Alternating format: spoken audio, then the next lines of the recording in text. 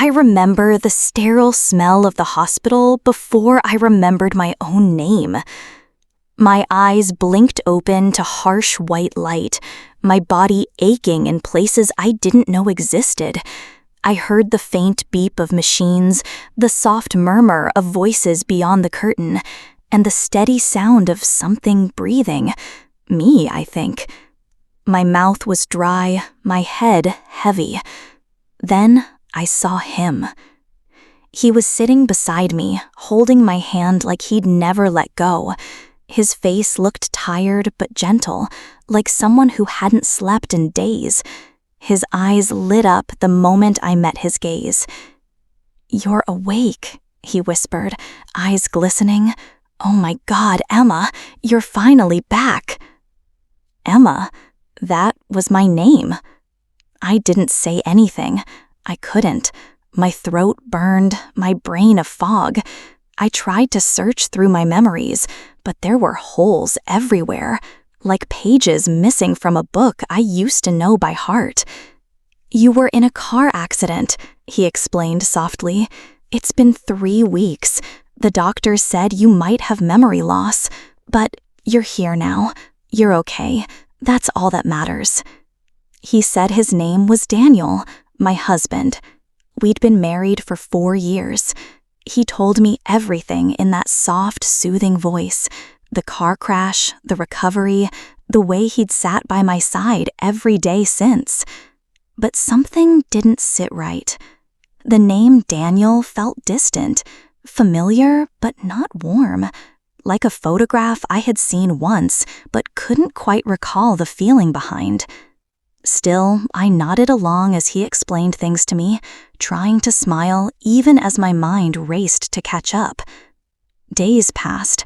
I was eventually discharged, and Daniel brought me home, to a house that felt both strange and eerily familiar. Modern, clean, too perfect. I walked the halls like a guest in someone else's life. The bedroom was neatly made. My closet was full of clothes I didn't recognize.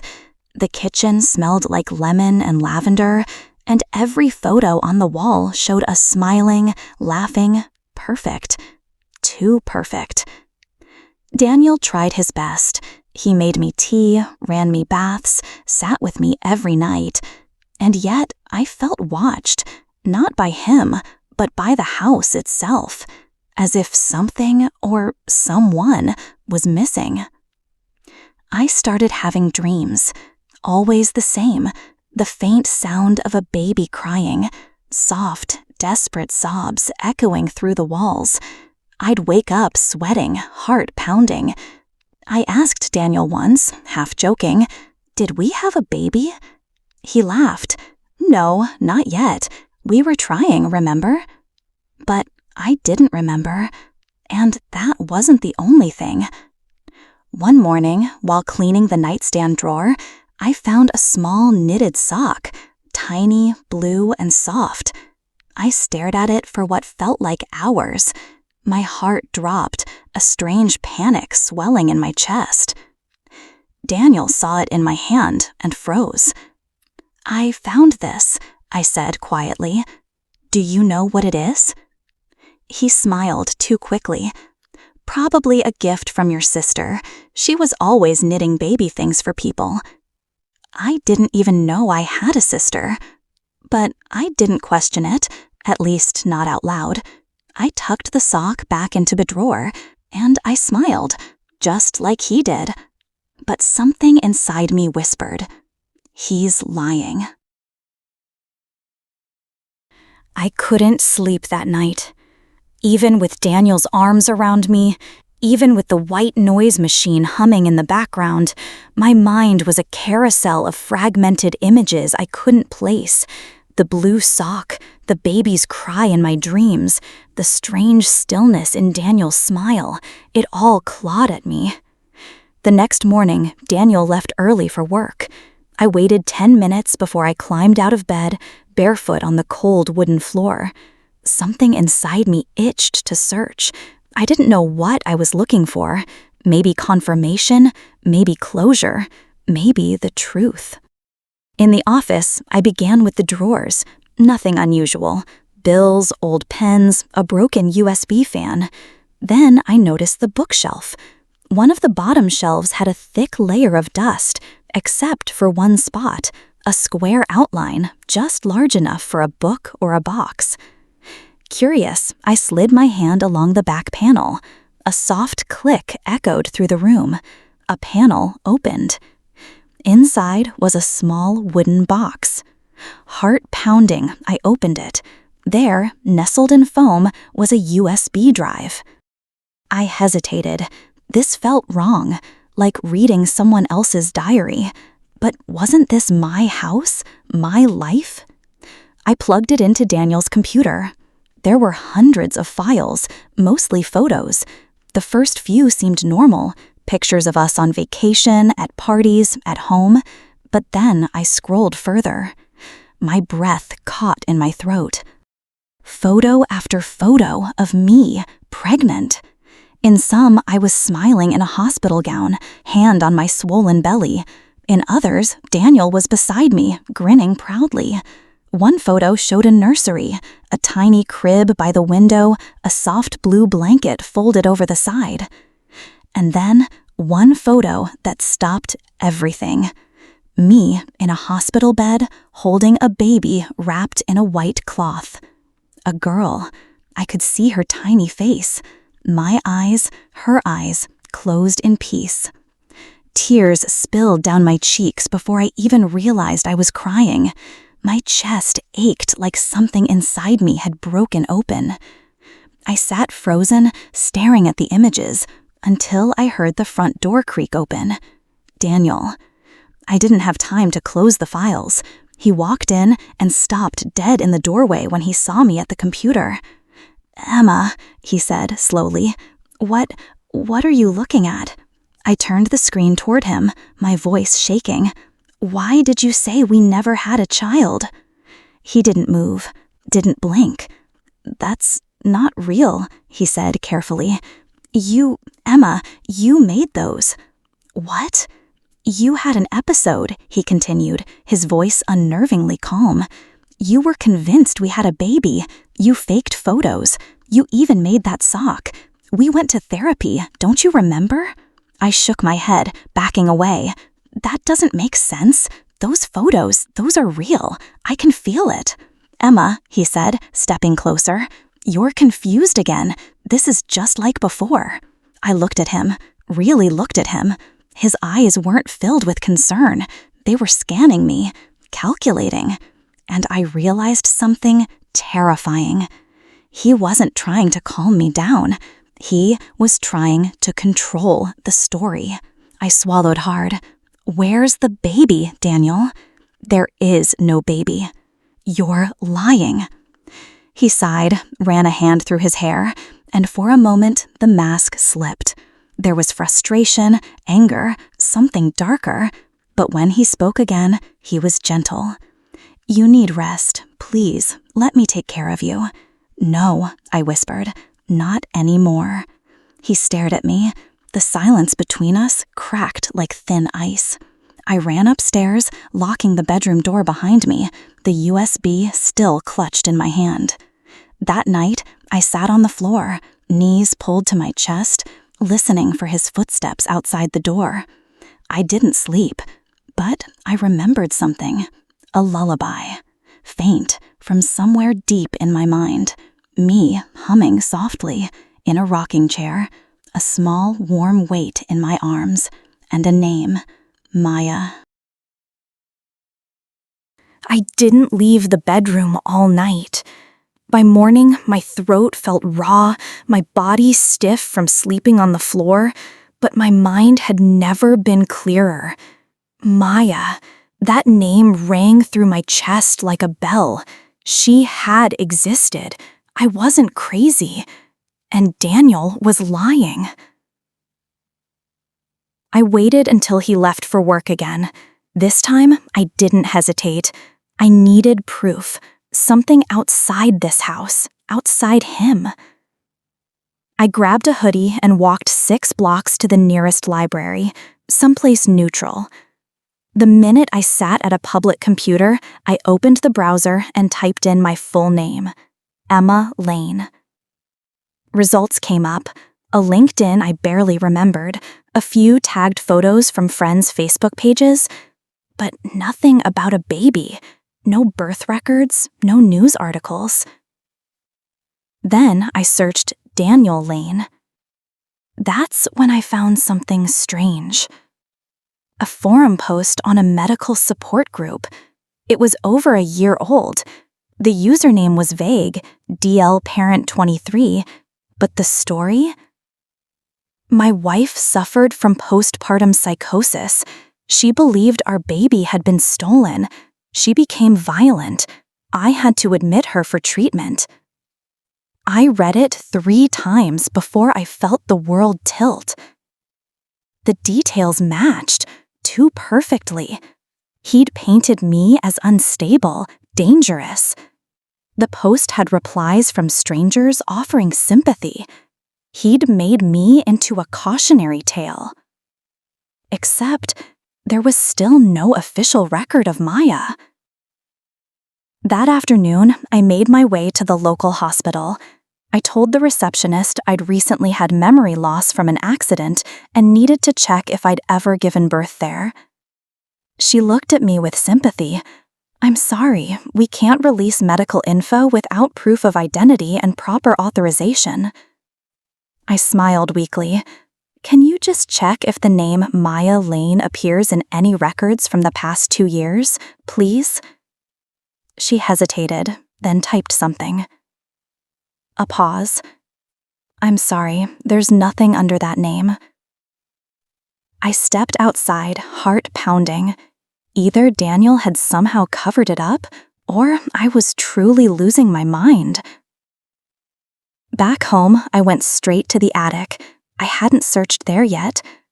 Dust coated the stairs and boxes. In the far corner, I found a sealed trunk. Inside, old journals, a camcorder, and a set of printed photos bundled with twine.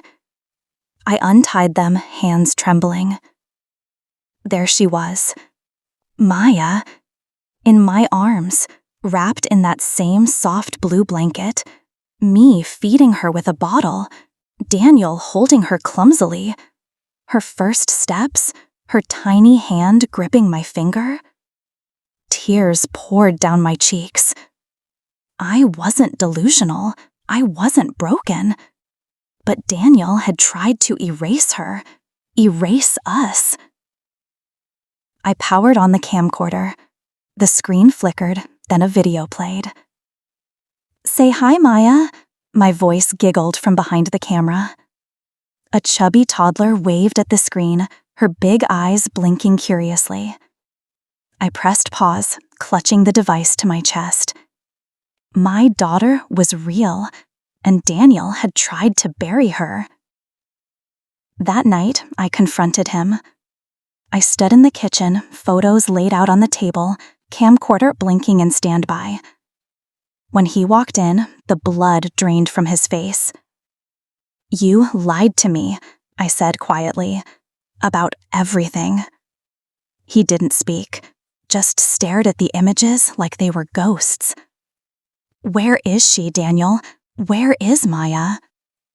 He finally whispered, "She died." My heart stopped. "What?" He sank into a chair. "There was a fire in the nursery. You were asleep. I was downstairs. By the time we got to her, it was too late." I couldn't breathe. "You said we never had a child," I choked out. "You made me think I imagined it. You erased her." "I couldn't let you remember," he said. "It destroyed you once. I thought forgetting would be mercy." "But you didn't do it for me," I whispered. "You did it for you." He said nothing. And for the first time since I'd woken from the coma, I felt something else bloom inside me. Not confusion, not fear, rage. I didn't sleep again. The image of Daniel sitting in the kitchen, whispering that Maya had died in a fire, looped through my head. It didn't feel real. It didn't sound real. A fire? No news articles, no neighbors mentioning it, no visible damage in the house, not even a trace of the nursery that had once existed. By morning, my grief had shifted. I wasn't just mourning Maya. I was doubting Daniel's every word. If there really had been a fire, he'd done everything possible to erase the evidence, and that scared me more than the fire itself. So I called someone I hadn't spoken to in over a year. "Emma?" came the tentative voice on the line. "Sophie, I need your help." Sophie was my sister. We hadn't talked since the breakdown, or whatever they called it. I'd pushed her away when I couldn't trust anyone, when Daniel told me everyone was lying. Now I realized maybe he was the one lying all along. "Can we meet?" I asked. That afternoon, we sat on a park bench, neutral ground, just in case I was wrong. Sophie looked thinner, older, tired in a way I hadn't noticed before. "I didn't think you'd ever call me again," she said. "I found pictures," I whispered, "of Maya." Sophie's face froze. "She was real, wasn't she?" A long silence. Then, finally, "Yes." I broke, right there. Sobs cracked from my chest. I felt her arms wrap around me. "Why didn't you tell me?" I cried. "Why did everyone act like she never existed?" "Because you didn't remember, Emma. And Daniel, he said the doctors advised us to support whatever version of reality you were in, that pushing you could break you." I was already broken. She looked away. "We trusted him. He said he was taking care of you, said you were healing. We thought maybe forgetting was a blessing. But it wasn't. It was a prison." I told her everything. The photos, the camcorder, the fire Daniel mentioned. "That's not what happened," Sophie said suddenly. "What? There was no fire. Maya didn't die in a fire." I stared at her, heart hammering. "She died from a fall," she whispered. "You were both home. Daniel said you'd left her on the changing table for just a second. He said she rolled off and—" My stomach turned. No, that's not right. I wouldn't." "He said you blamed yourself. You tried to," she swallowed, "end your life. You were in the ICU for days. Then, the memory loss." I felt the ground tilt beneath me. Daniel told me there was no child. Sophie told me Maya died from a fall. And me? I couldn't remember anything. But something deep inside me rejected that story. Something raw and primal. "No," I said slowly. "That's not how it happened." Sophie looked confused.